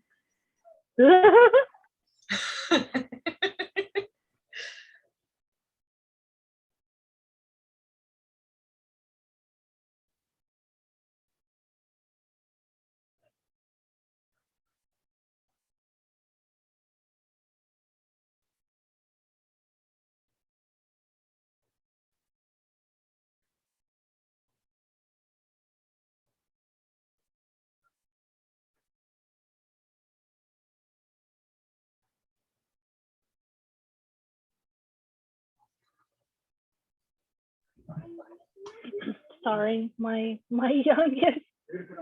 He saved up something like 10,000 coins in a game. He's 6, and he unlocked an outfit in this fun fantasy pin pulling puzzle game. Ooh, cool.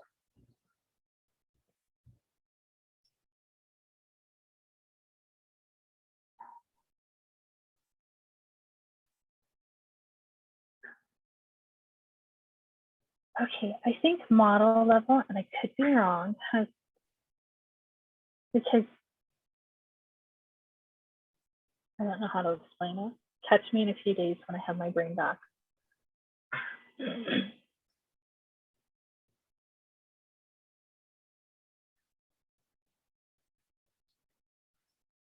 All right, personal. It's not like it goes. There's a quiet ones who got you hurt. Is this about him in general? Because I would put him. Okay. Yes, yes, it is. maybe even it was the quiet ones who hooked him. Ooh, better. Or the quiet ones were the sexiest. Whichever. Because who hooked him is telling. Hey, son, could you take that to the front?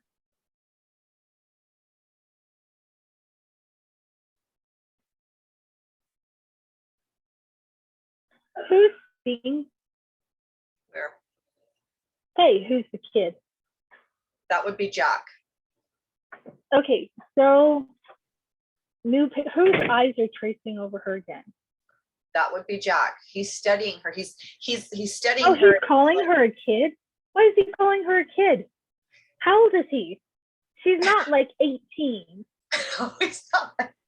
No, well, I don't know why I don't know what I was thinking when I said, when I put that there, because, yeah, it's Jack. If this was another era, I would say dame or doll or hottie.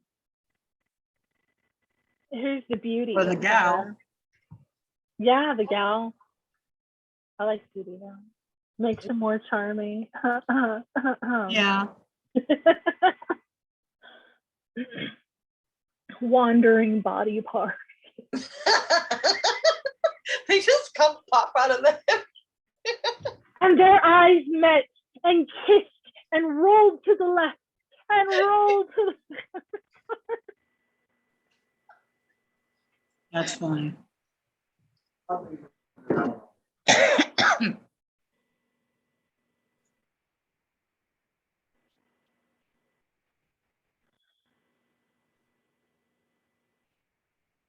Okay, so now it doesn't work. She's not a kid. Whoa, that changed your font. What the heck was that? Gremlins in the system. Yep.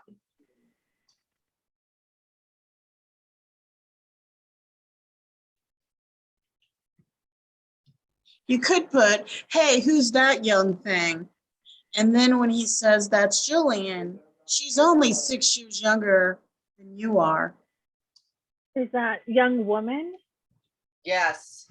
Yeah, young Because woman. he comes across as more mature, like the first interaction together. So I don't think he would say young thing. Yeah. Okay. No. But it could be a personality thing. Could also be, you know, societal. Yeah, because older men expectation. say young thing. I mean, it is a personality. It's a personality that says that, a certain kind. But how old? I would think 55 and above. Probably. Yeah. Jack's in his early 30s. So yeah, I don't think so. And he wouldn't refer to her as a thing, even in passing. Yeah. Jack. So a Jack young woman is best. is a woman lover, not a womanizer, but he loves women. Sure. So for If that's how you want to put it. every single woman is special, if that makes sense. Yeah. Yeah. So he wouldn't be using He adores women. Yeah. So she's going to be the one to hook him.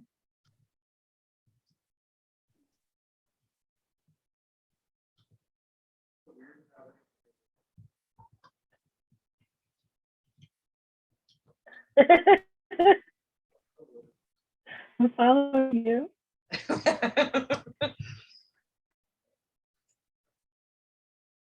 What? Why did it do that? There you go.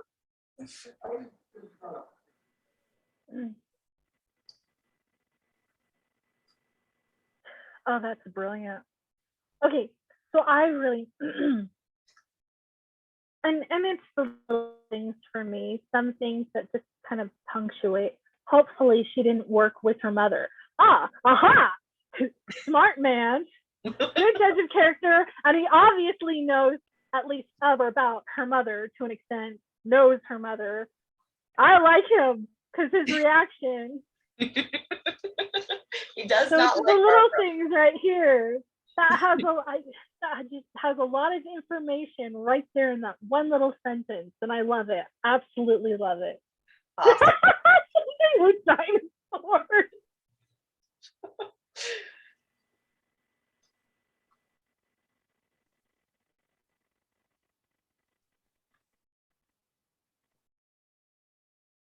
Oh, poor Lenny. Poor Lenny. Man eater.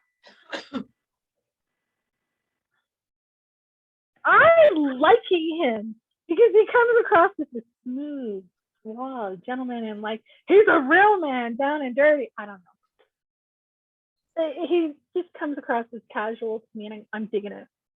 Yeah.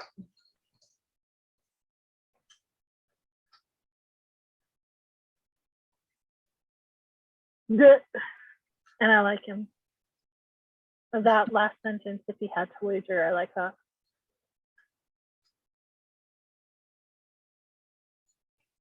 Oh, I love this.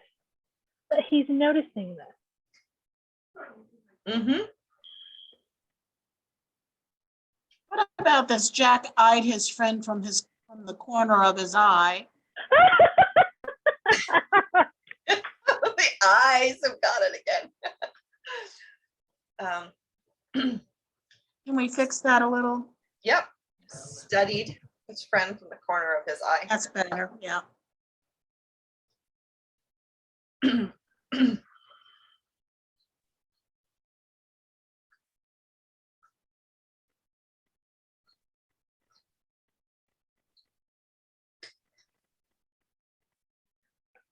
That comma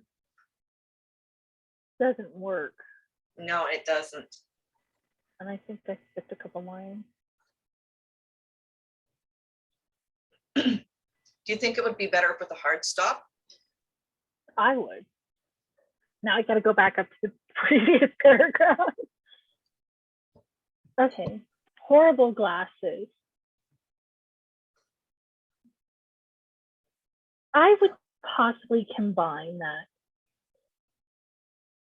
Flowers, comma, and her brows were drawn, and I could be wrong on that comma, don't quote me, drawn down behind horrible dark rims shrouding her eyes, sitting atop her nose, seeming to mock him.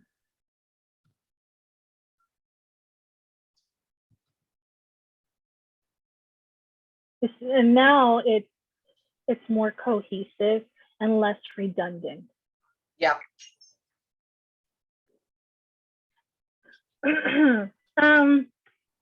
ran out of water. I'm so thirsty. How about the pale purple and yellow dress she wore? Descriptive word here, calling to her body. And I wouldn't use beautifully, but seductively calling to her body. Yes. Or sensuously, or whatever you think he would think. I like seductively. Because it's, I mean, she does look, there's lots of tulle. So it's kind of like, her dress is kind of like, like she's literally. I have to say, your formatting is driving me bonkers. I honestly, I formatted it before I put it up there. I don't know why it's doing this. You have it on justified, and I'm sitting here trying to skip over these longer spaces. Does that make sense? I'm going to shut off justify. I am going to shut off justify. First line, and we're going to go 5, 0. There we go. There we go. Much better. It's still on. Go see about justified because I'm still seeing. Oh no, my screen just changed. Okay. Okay, so people that don't know, I tend to pick out where people use double spaces, but on justified, it's difficult because there are moments where there are huge gaps. Like, I think you're still on justified.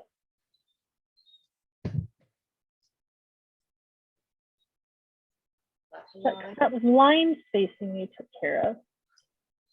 No, that wasn't indent. Yeah. No, I'm on left align. That is really weird. Oh no, it just changed. What did you do? I highlighted everything to see where, and then clicked up here where it, to see which little blue box it was. It changed. It got rid of the spaces. Oh, well, there we go. Thank you. Thank you. You're welcome. Now I can see better. So does he have it? Okay, cool. This is weird question. Bear with me because I'm not sure how to ask it. Yeah. Is he a butt kind of guy? Is he a foot guy? Does he like small breasts? Wait, because he obviously thinks she's really hot. Usually the women that he dates could be considered to be models. So we're talking larger breasts, smaller hip, smaller waist, larger hips, but honestly, he's the kind of guy that women, it doesn't matter what their shape is. He dates a specific type of woman, but he'd give anyone a second look on the street. He's not necessarily a Loves Sorry, you said anyone. My brain went there. I'm like, really, Patricia? Is this that kind of book? He'd give any attractive woman. He loves women. He loves women. Yeah. Yeah.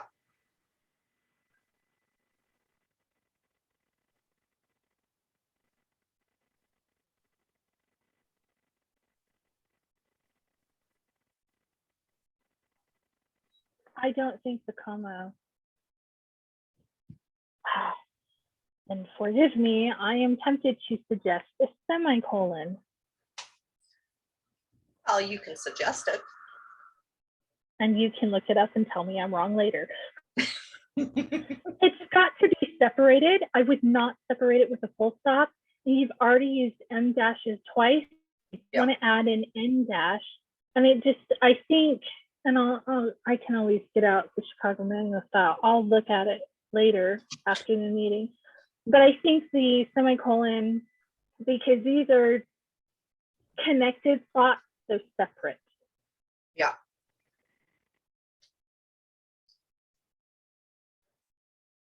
I wonder. No, yeah, no.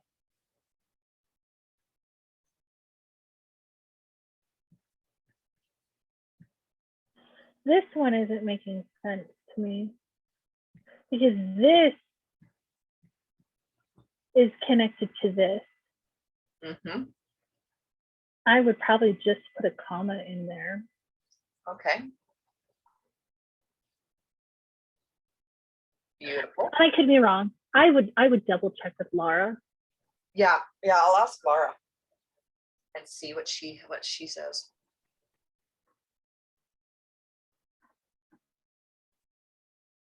Because even that doesn't.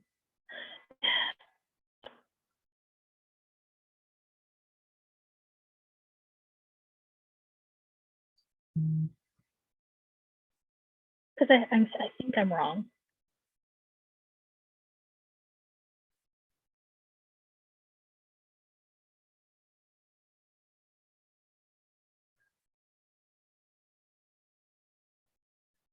I wouldn't put his gaze on her, but taking her in.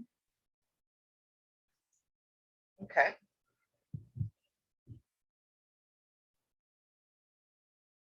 Putrid fabric. All right, I'm annoying. And I know a lot of editors will say, no, I'm a purist. There. We are in past tense. There's no reason for here. There. And I know editors, a lot of editors will say, but there are some acquisitions editors, one who worked with one of Big Five, who totally validated me on this. There. And so I fight for it tooth and nail.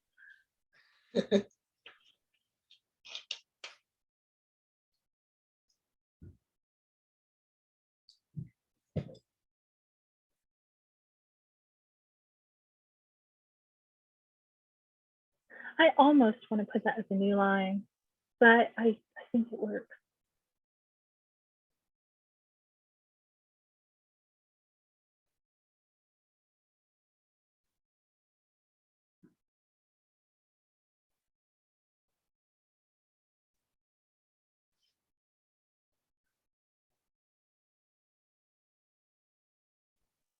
This feels incomplete when Lenny and Bunny.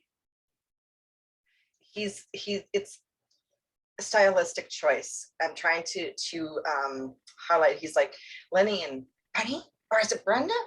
Or is it Bimbo? Or, you know, because Yeah. I would possibly, mhm.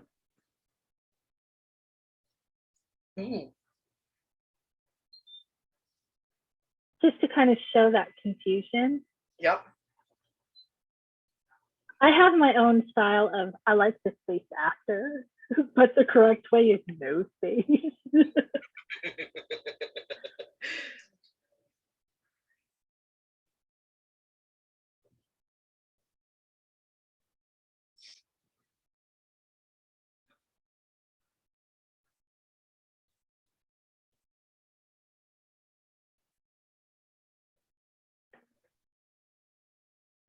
I love this. If you get rid of any other glances, you leave this one here.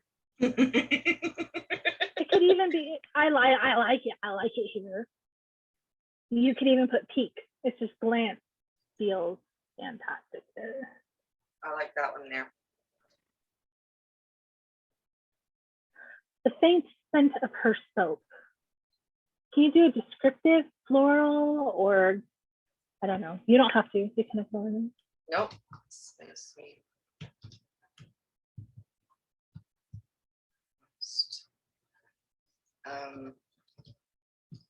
We have in the next one the hint of flowers, more of a turn on. Show it. The faint hint of her floral soap drifting to him. And then I would go into a physical arousal reaction. Okay. I'll put that in here. Physical reaction. And frame of mind.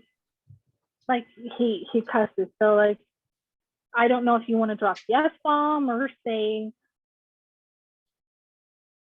Yeah, he swears. So say yeah. he needed to get closer to her, you know, or whatever. Just, yes. Not wanted. He had to get closer. Needed, had, yeah.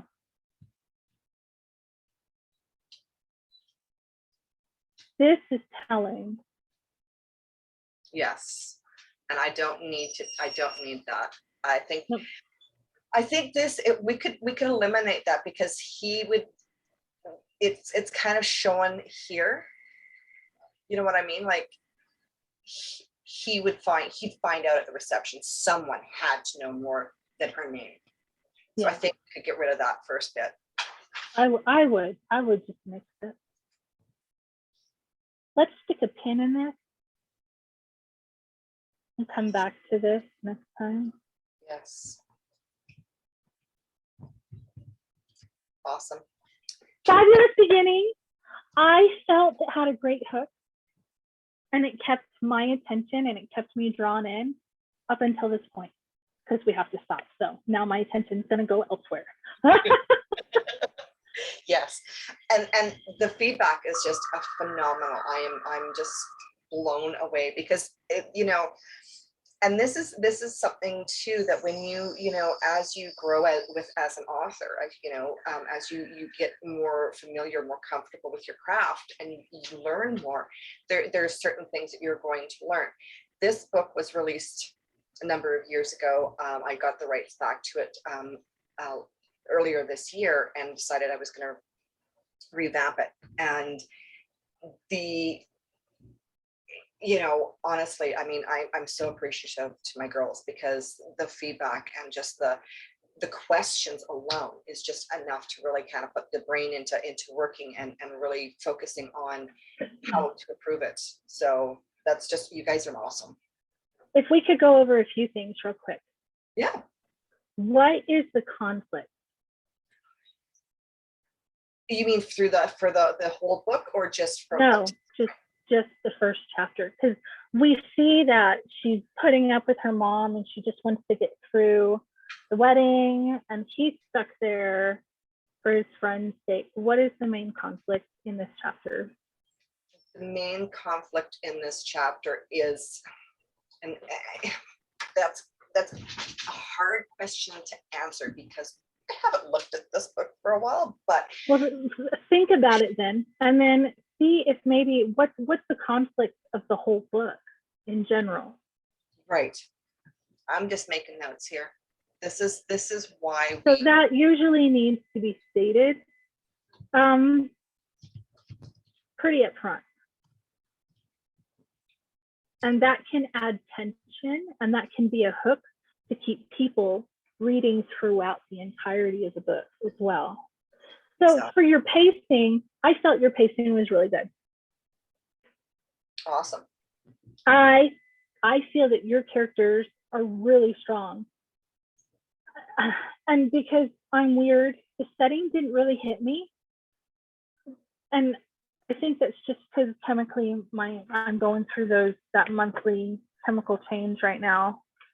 But I like that you don't give a lot of details, that you're focused more on the characters. Yeah. There are some readers, I'm not sure how Celeste, pipe in anytime.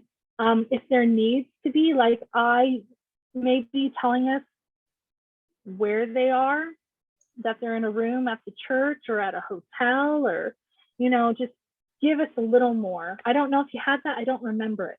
So ground us in that. I like your style in general, and I like the mood, the voice, her mom. There's some parts where it's a little formal, where you can be just a smidge casual. The further we got into the chapter, the more casual the main MC, what's her name? Gilia. Yeah. The more relaxed her voice became. I would like to see that more relaxed in the beginning. Okay. Overall, I really like this chapter so far. Awesome. It's yeah, and I'm just so happy that I've gotten the feedback, because it does give me some ground to work with for the rest of the book. Now I know with this particular one there's kind of and I tend to do this with a lot of books. I tend to have multiple layers of conflicts and stuff. And I know with this one, there's the conflict with her mother. There's a conflict with her ex, her dealing with everything that went on before she met Jack. And then what she feels with Jack. And as we move forward into the next chapters, it becomes one of the big things kind of comes up, and it really kind of smacks you in the face, because we get to see a degree of some of the trauma that she's trying to work through. So I think. Well, I had a question, kind of a question, thought, idea. So your main conflict, could it be about maybe she wants to be a stronger person, or she wants to make changes to become a stronger person? Because the way you're setting it up, the setup's pretty much, to me, I could be wrong, the setup's pretty much there. So if you just kind of have her make that statement, and then I don't know if his needs come in right away or not. Laura, she's the developmental editor. She'd be the one to ask, when does his conflict need to be made known? Okay. And I really like that you brought up both in the first chapter, because I've been reading stories where it's her point of view, chapter 1, her point of view, chapter 2, his point of view, chapter 3, half as long. Yeah. Hers, his, half as long. Hers. I don't particularly like that format. I like the give and take of both. Yeah. Yeah, and I agree. I think that's something that needs to be, I like that give and take, because even though, they're two very different points of view, we still need to be able to see and appreciate how they're both interacting sometimes in the same scene, which is a lot of fun. That's one of the things that I really like to write when I'm writing it. That's one of the ways that I really like to do it.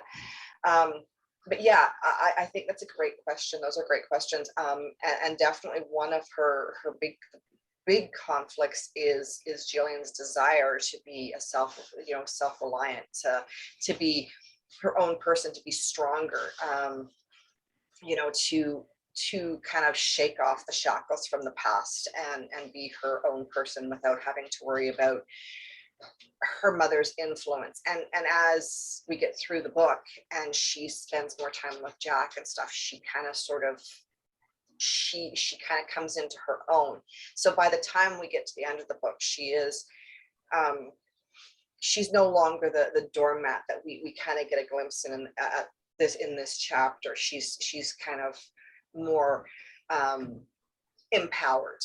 So that's a very good point that you made in regards to that one conflict, because yeah, that there is that growth over the course of the book, and it really does show. So there's still a lot of work to be done on this book before I re-release it, relaunch it, but I'm super excited because I now have a better idea which direction to go in, and when we come back to it, we can finish off this chapter and start the next chapter.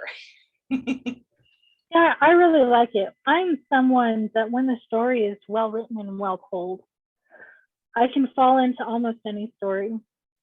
And you're one of the rare type of writers that, like Chains of Rome, when you wrote that one, I know it's mostly in her point of view, but it works. The flow, the transitions, and the emotional range is quite powerful. So in this, I love the pacing. This is a lot lighter, and yet there's dark. There's the dark with what you explained about. So now you've hinted toward, by changing some of the phrasing, you've hinted toward, and then you've also told us about her ex. Oh my gosh. How can her mom defend him? And the thing is, we all have someone like that in our life who defends people like that. So Yeah. So this is definitely something I could fall into. Yeah, and some of the other characters that we are going to meet through, as we get further in, like we meet Luke, who is, for want of a better word, he's almost like a playboy, but he's just a really fun, loving guy, right? But he's kind of stumbles onto part of Gillian's secrets, and there's there's things about her mom that come to light that will literally make you want to just stab her with a fork repeatedly. So I'm excited. I'm honestly excited because I'm so looking forward to getting the feedback from you guys and growing with this story and showing this story to my readers, and I'm really hoping that they enjoy it as much as I do, and as much as I'm learning. So you can never. Yeah, so you do this before us. You'll fix everything before we can get our hands on it. Yes, exactly. So I just, it's amazing. It's really amazing what you can learn, and being willing to learn and develop your craft is just huge. So you guys are my girls. I love you guys. You're the best. Awesome. All right, I am going to stop recording.